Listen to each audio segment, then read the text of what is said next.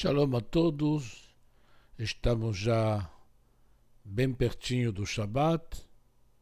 Eu queria dar para vocês algumas poucas palavras, alguns breves comentários sobre a paraxá desta semana. E como muitas vezes vemos na Torá, às vezes um único capítulo tem muita coisa dentro dele. Às vezes um capítulo se dedica a um problema, alguma lei específica, com muitos detalhes, e às vezes, como no caso de hoje, o capítulo que nós temos tem muitas coisas, abrangendo muitas coisas, vai de um tema a outro, e às vezes temas que parecem não ter relação entre eles, mas está tudo incluído dentro de um capítulo único. Então, hoje estamos falando da Parashá Be'ar, no monte. Sempre estamos ainda em Levítico 25, 1 a 26, 2. Haftará, Irmial, Jeremias 32, 6 a 27. E na Nova Aliança, recomendamos a leitura de Mateus, Matitiel 5, 38 a 42 e Gálatas 3, 26 a 29. A Parashá, mais que nada, é o capítulo 25, que começa falando de Shanat Shemitah. No 7º ano, a terra tem que descansar. Isso, nos conceitos daquela época, é praticamente revolucionário. Hoje nós temos uma ideia bem clara da rotação dos cultivos para manter a terra, para preservar a terra. Entre os agricultores está muito claro que se você tiver o mesmo cultivo o tempo todo, a terra vai empobrecer e no final não vai dar em nada.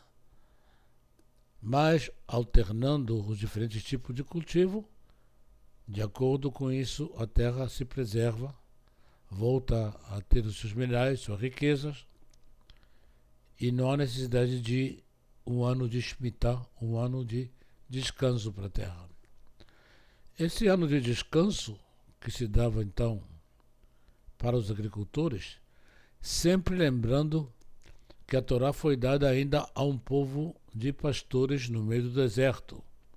Eles ainda não faziam agricultura, não tinham terreno, não tinham chegado à terra prometida, não tinham propriedade, mas já Hashem estava preparando eles em muitas coisas, nisso também, na agricultura, para o futuro deles, as futuras gerações na terra prometida.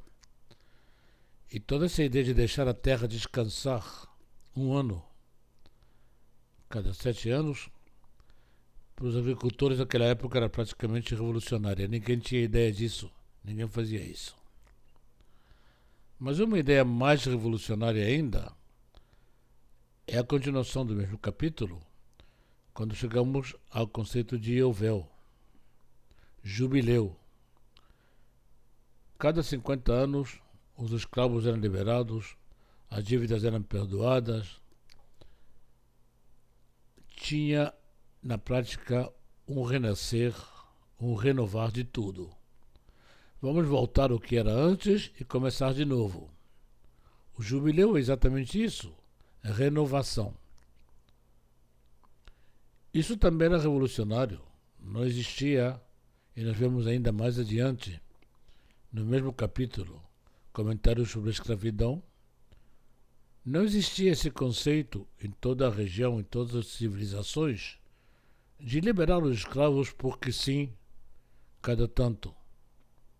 O conceito de jubileu é um conceito também completamente revolucionário, como muitas outras coisas que são revolucionárias na Torá. Nós já vimos em várias partes da Torá que a escravidão era parte da sociedade naquela época.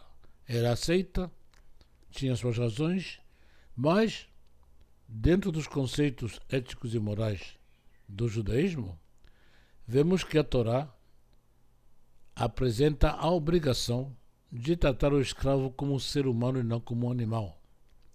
O que também era revolucionário naquela região e naquela época, onde o escravo era um animal o dono dele podia fazer com ele o que queria, e aqui não. A Torá apresenta uma série de leis que preserva a dignidade do escravo como ser humano e inclusive o protege. Isso também era revolucionário e, como vemos muitas vezes, na Torá muitas coisas em relação às civilizações em volta eram verdadeiramente revolucionárias, inovadoras. E então aqui temos o ano da Shemitah, temos o jubileu, temos também uma série de leis que se referem à dignidade do ser humano, como deve ser tratado o estrangeiro, ou aquele que é membro da tribo, da comunidade. E no finalzinho, já no capítulo 26, voltamos à exaltação que vai se repetir tantas e tantas vezes na Torá. Não à idolatria, e sim a preservar o Shabat. Como bem Moisés diz, como Deus diz a Moisés também, o povo judeu é um povo teimoso, muito teimoso. E é importante ressaltar perante esse povo essas duas obrigações constantes e não deixar que se esqueça mesmo por um momento. Não a ídolos de pedra, não a idolatria, e sim a preservar o Shabat.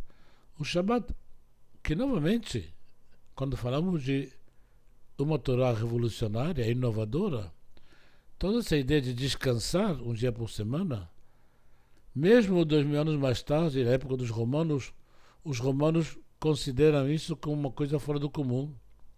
Os judeus são preguiçosos. Um dia por semana eles não trabalham. Isso não existe. Eles trabalham toda semana. Os romanos acreditam que deve se trabalhar toda semana. E aqui no judaísmo, o conceito de um Deus ético e moral está incorporado, colado ao fato de que o ser humano precisa ter um dia para si, para Deus. Então, o final da Parashá, no capítulo 26, começando no capítulo 26, lembra, por um lado, a proibição da idolatria, mais uma vez e mais uma vez, como nós repetimos aqui muitas vezes, e preservar o Shabat, guardar o sábado, que é um dia dedicado a você, à família e a Deus, a Hashem. Shabbat Shalom para todos.